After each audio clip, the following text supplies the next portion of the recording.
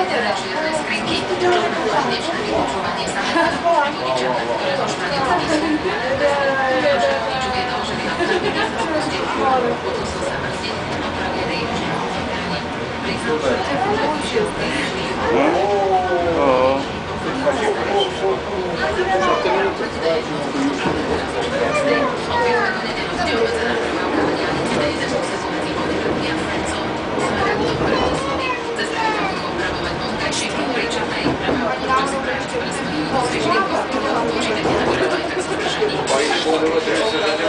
tréning vyhral Vettel. Nemecký pilot Sebastian Vettel na možnosti Red Bull bol najrýchlejší v prvom tréningu na veľkú cenu Maďarska pretekov F1.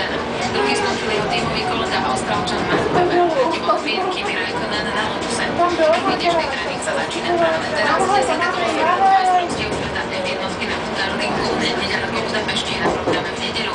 Potom bude nasledovať takmer mesačná prestávka až do 25. augusta, keď je v kalendári veľká cena Belgicka. Víkend v Lucii 30 až 35 stupňov, na sever okolo 28, hovorím o sobote, v nedeľu 33 až 38, na sever okolo 31 stupňov Celzia, zajtra by mala v ňom vážne aj zamračená. Budeme dúfať, že z tých oblakov občas niečo aj spadne, teda sprchne nejaká tá prehánka. Vzduch to žiaľ, ale moc neosvieži, pretože teploty naozaj ostanú tropické.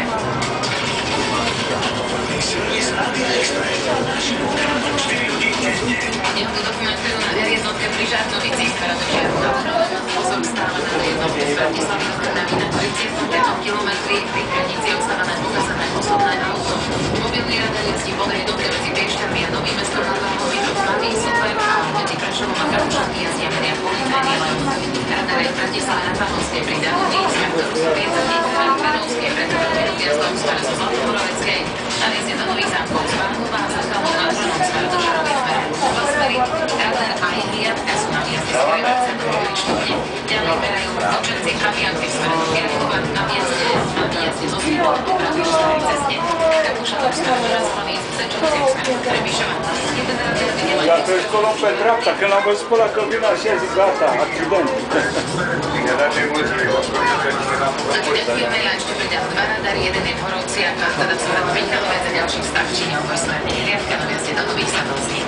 Jazdite v pohode. Najvyšší kopalný servis. 444.